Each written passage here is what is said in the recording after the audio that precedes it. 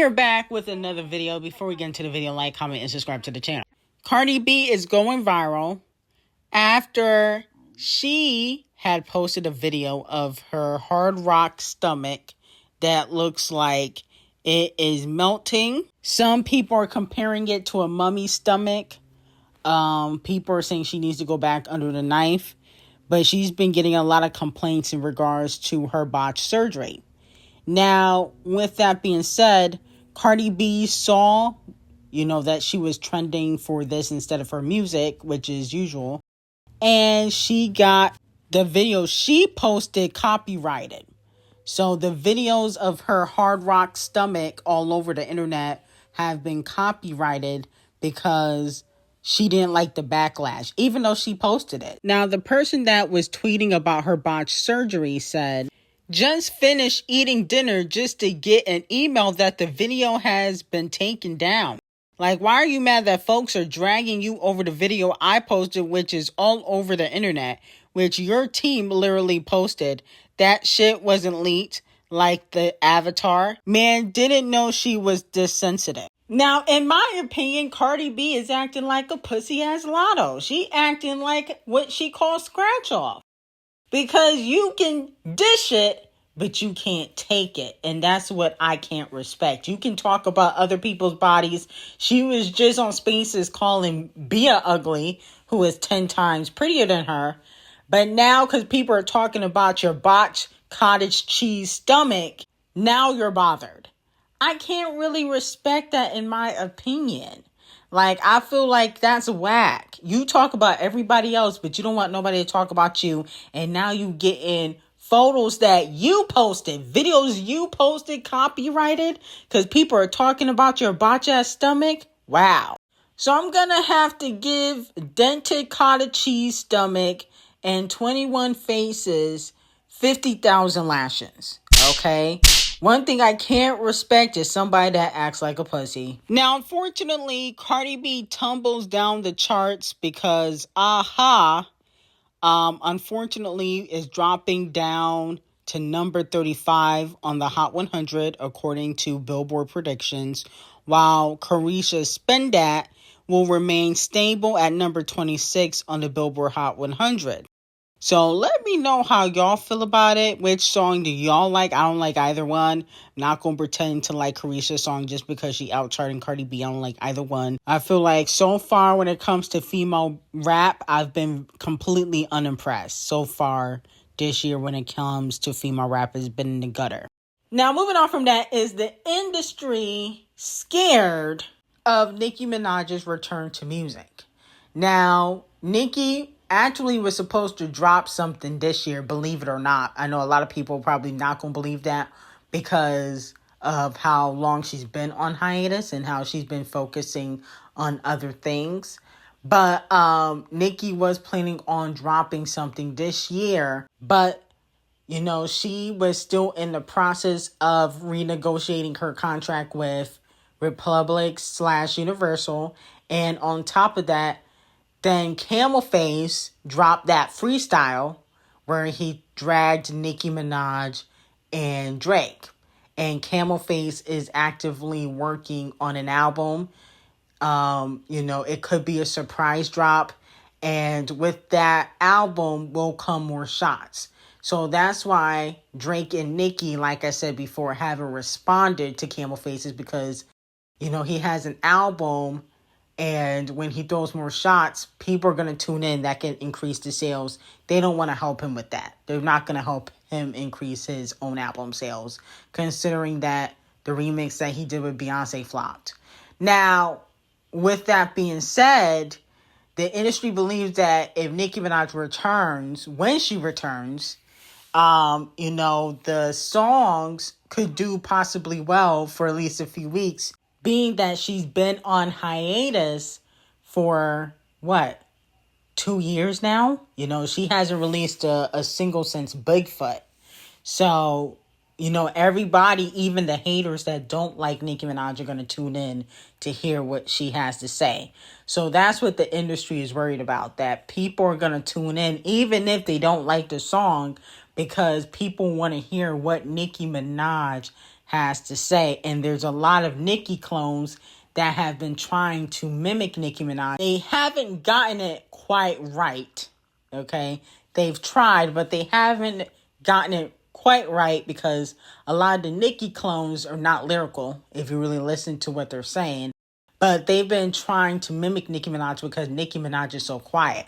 So, when Nicki Minaj is quiet or on hiatus, people tend to blow up. And, no shade, even Doja Cat, she kind of blew up when Nicki Minaj was pregnant with Papa Bear. When she was doing features, but she wasn't actively out in music. And that's when Doja Cat blew up with Say So. Now, I think Doja Cat has morphed into her own type of artist. I don't necessarily think she is a quote-unquote Nicki clone, but I do believe that she has been influenced by Nicki Minaj, and that's evident. But don't get it twisted. When Nicki Minaj does return, the industry is going to go out of their way to sabotage. That is their go-to thing. They took 100K sales away from Nicki Minaj, but people think that Nicki is over for Nicki. She's never going to open her mouth ever again, and she's never going to spit a bar ever again. They're delusional because Nicki Minaj is always actively working. Now, Tyler clearly has some snakes in the camp because she revealed on stream that she has been unable to access her Twitter account for a month now after someone with control set up two-factor authentication. And then she said that she probably will be locked out of Twitter, forever. This is coming after Tyler's team reposted a nasty article shading Rihanna in regards to Tyler's recent review for her album. It was a review on Tyler's album, but they were shading Rihanna, and now she's trying to put on a facade that she don't got access to the X account and it's not her. Now, here's my thing with Tyler. Then you need to fire your team. Okay, so you got snakes in the camp. You need to fire your team. Your team is not supposed to be messy like that, especially when you have only received backlash for it. Okay, because your team is being messy, but you can't stand on what your team is doing. So somebody need to get fired. It's really not that hard. If I had somebody managing my social media account and they reposted or retweeted something negative about another YouTuber and I didn't agree with it, they would be fired. Okay, because you're doing something that I don't align with and I'm paying you. It could be her management, her social media manager. Either way, they're taking a piece of the pie. You're paying them. Okay, regardless, they're getting paid off your dime. So you need to fire them. I think Tyler be agreeing with the shade that gets thrown to the celebrities that, she has dragged on social media, whether it was Nicki or Rihanna. I think she low-key agrees with it. She gives messy vibes, but she can't stand on it because they got bigger fan bases. And that's something I don't respect. If you're going to throw shade, stand on it. She don't want to stand on it, so she want to blame her team. Oh, it's somebody that set up two-factor authentication. They got, hold of the account. Well, you need to fire them, and then you will report it to X. That's how it works, or set up a new account. I don't want to hear the excuses with Tyler anymore. Now, it also has been reported that the biggest opening day streams for an album by female African artists on Spotify globally in 2026 so far is Tyler's A-Pop at number 1 with 4.8 streams and Ira Star with 3.9 streams. Okay, let me know how y'all feel about it. Here's my thing. I'm not impressed with either of these numbers. Tyler doing 4.8, I feel like that was low. And Ira Star doing 3.9 is low as well. People trying to say, oh, this is a gag towards Ira Star. Not really, because I feel like Tyler should have done at least 10 million. Okay. She had, I feel like she started off really well, especially last year when she dropped Chanel. And then somehow it felt like the controversy or the way people view her has negatively affected the way people stream her music. So it seems as though people are not supporting her musically because they don't like her. And, people trying to say, oh, well, who cares? is gonna affect her in the long run. Okay, this is a popularity contest. This is a who likes who contest. Who has the most likable personality contest. It's not about talent. And right now, I feel like Ira Star eventually will surpass Tyla based on the fact that people like Ira Star more, so they're going to want to support her. Tyla, unfortunately, when her unlikable, uppity African stank attitude is not going to get her far, and then her dragging or sneak dissing Rihanna is just a mess, and she needs to fire her whole team. I think her team is setting her up. Now, moving on from that, unfortunately, there was a video that has surfaced onto the internet of Beyonce sitting on a grown man's lap when she was much, much, much, much younger while talking on the phone to the king of pop, Michael Jackson. Now, a lot of fans have mixed reactions to this video. A lot of people feel like she was being groomed by her parents and by people in the industry, and that's ultimately one of the reasons why she married Camel Face. A fan said, "Why is nobody asking the real question? Who released this? And Tina ain't shit. She actually let her own daughter be groomed by the industry like this. No wonder why she defends Camel Face with everything she has. He was her highest bidder." Wow. Let me know how y'all feel about it. Now, yes, is the video inappropriate? Of course, okay? But the industry moves different.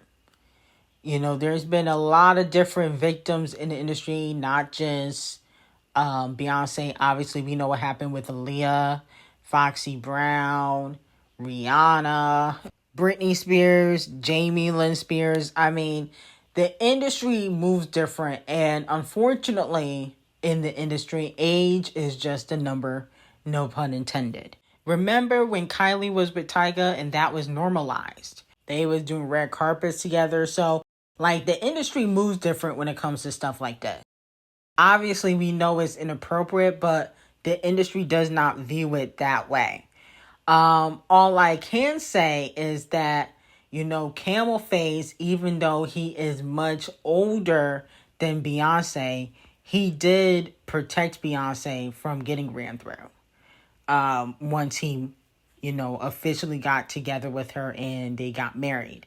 So with that being said, you know, a lot of people are blaming Camel Face, but it really needs to start with the parents. Camel Face end up protecting Beyonce in the long run. When it comes to her getting ran through by industry execs, he protected her. Okay? You know, anything else, not necessarily. And I'm not saying he's a great husband. I'm just saying that, you know, once she got with him because of the power that he had in the industry, and even 20, 30 years ago, he was running Def Jam. Okay, he was already a gatekeeper in the industry. So he was able to make sure that a lot of men weren't able to sleep with Beyonce. We all know what happened to Sean Paul. What happened to him? Jay-Z told him, you can't be around Beyonce no more. Okay? And he basically blackballed, you know, Sean Paul because he was threatened by their relationship.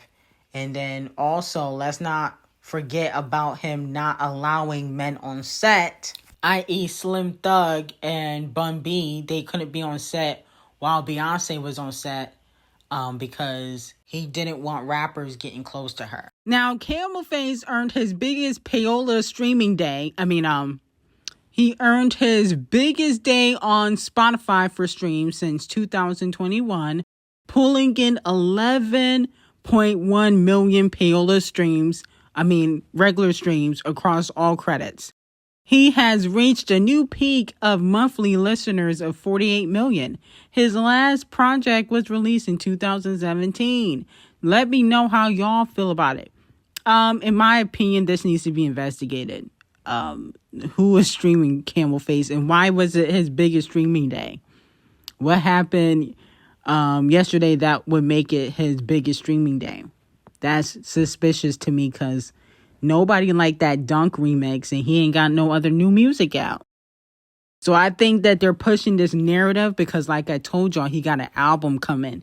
So when they put out the payola numbers, when they said, oh, he did 200 to 300,000 first week, oh my goodness, is number one for 5 weeks straight, then people gonna be like, oh, well, he's been doing well when it comes to streaming, when it's probably payola that he bought, in my opinion.